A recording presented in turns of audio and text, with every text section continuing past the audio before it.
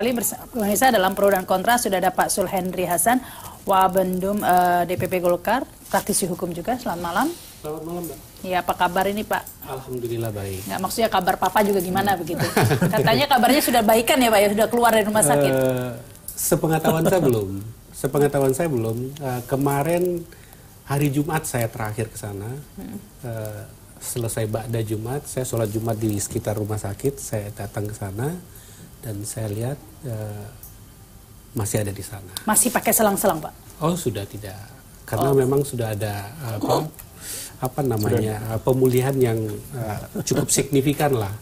Tapi itu sebelum putusan.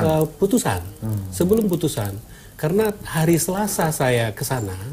Hari Selasa sebelum hari Jumat itu berapa hari tuh jeda waktunya. Hari Selasa itu masih cukup kritis, Mbak. Jadi apa yang diinformasikan oleh sosmed di luar sana yang mengatakan beliau itu tidak sakit atau pura-pura sakit. Kritis itu apanya? Ya kan? Ntar dulu, Bang. Ada yang mengatakan demikian, itu enggak benar. Saya melihat dengan mata kepala saya, itu faktanya dia sakit. Kalau ditanya sakitnya apa, saya sendiri juga nggak tahu. Saya bukan dalam kapasitas untuk mencari tahu dia sakit apa. Tetapi saya datang pada saat itu, pertama kapasiti saya adalah sebagai sesama keluarga besar Partai Golkar, dan kebetulan saya juga wakil bendahara umum DPP Partai Golkar. Saya punya moral obligation untuk melihat secara sempat ngobrol nggak dengan Pak dan Sudir? sempat ngobrol, dan itu ngobrolnya juga ya layaknya orang sakit lah. Mukanya pucat, tangannya dingin, dan fisiknya kelihatan lemah. Ya faktual dia sakit, tapi kalau ada yang mengatakan dia pura-pura sakit, itu yang dipertanyakan, nggak ada kerjaan itu orang sebenarnya. Enggak, tadi kan ada kalimatnya kritis. Saya mau tanya juga kritisnya gimana? Saya tidak pernah menjustifikasi kritis. Saya bukan dalam kapasiti untuk mendiagnosa dia sakit kritis atau bukan, atau dia sakit apa atau bukan. Saya tidak itu. Yang jelas faktanya saya datang ke sana. Tadi saya katakan sebagai moral obligation saya sebagai manusia, sebagai keluarga besar Partai Golkar, saya nengok. Dan fisiklinya, nyatanya dia sakit. Gitu. Pasti Anda tahu dong yang bikin orang kemudian menuduh pura-pura itu gara-gara ada yang viral itu ya, Pak, ya, ada yang viral foto. Oh gitu. iya. Waktu Bapak menjenguk itu memang seperti itu, seperti yang di foto itu kondisinya, Pak? Oh pakai selang-selang seperti itu. Tidak. Itu mungkin tempatnya bukan di sana kali. Yang saya tahu mungkin tempatnya di rumah sakit sebelumnya, di rumah sakit Seloam. Nah, pada saat saya membesuk, itu posisi beliau udah di rumah sakit Premier Jatinegara. Sudah tidak pakai selang infus ya, yang hanya pakai apa itu alat yang dihisap. Yang saya paham, pada saat dia bicara dia buka. Tapi dalam situasi tertentu dia agak susah, dia pasang lagi. Itu yang saya paham.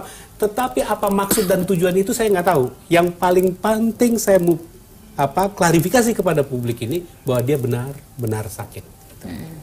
Meskipun Bapak tidak tahu, tadi katanya tidak tahu diagnosanya apa, kritis apa, bukan dokter, tapi kok tahu Bapak kalau sakit dari itu yang saya lihat faktualnya, fisiklinya dia sakit.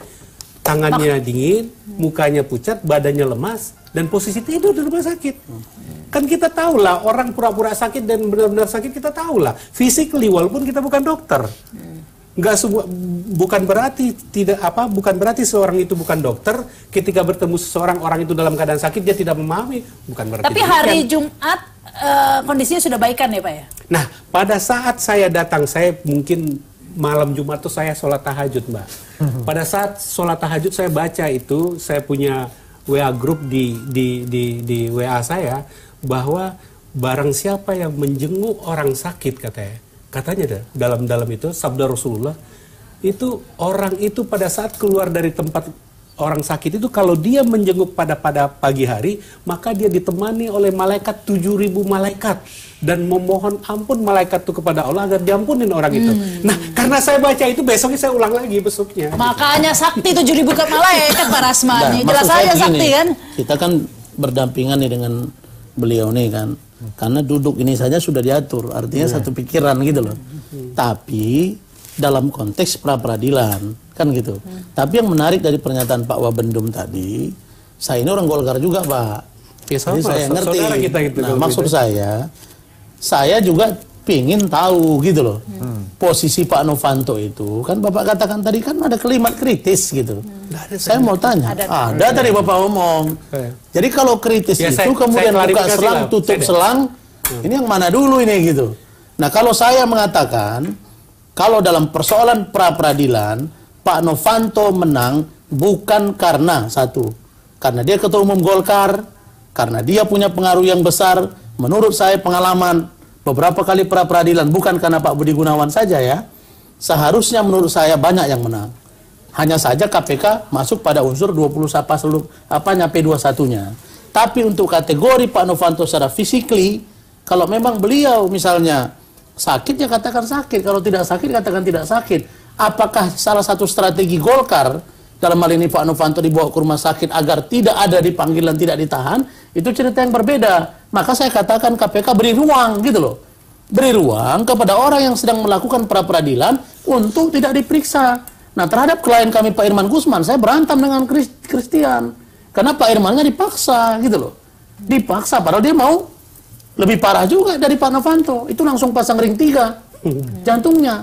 Tapi selang-selangnya nggak ditunjukin sih. Bukan, mungkin, nah ini tadi. Mungkin beritanya, kemudian situasional kondisi objektif opini publiknya yang berkembang tidak sedahsyat Pak Novanto. Ya. Nah, oleh karena kabarnya itu, sudah diangkut barang-barangnya, katanya saya baca di Detik itu sudah diangkut barang-barangnya dari rumah sakit, udah mau pulang katanya. Saya tidak tahu itu, Mbak.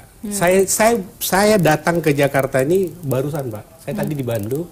Sampai di Jakarta langsung di Kompas TV, dari Kompas TV selesai ke sini. Jadi informasi tentang barang-barang diangkut ya tahunya dari Mbak juga. Setelah pra-peradilan sempat besuk nggak? Itu yang saya katakan, pada saat hari mau diputus pra-peradilan itu sekitar jam 5, setelah Ba'da Jumat, hari Jumat itu saya besuk beliau, memang kondisinya udah agak lumayan. Mungkin sudah dapat bocoran ya Pak ya? Saya nggak tahu, itu subjektif saya pikir. Yang paling pasti adalah bahwa kondisinya agak mendingan dibandingkan hari Selasa saya membesuknya gitu loh. Baik, kita harus break lagi nih, kita lanjutkan lagi pemirsa setelah pesan-pesan berikut ini.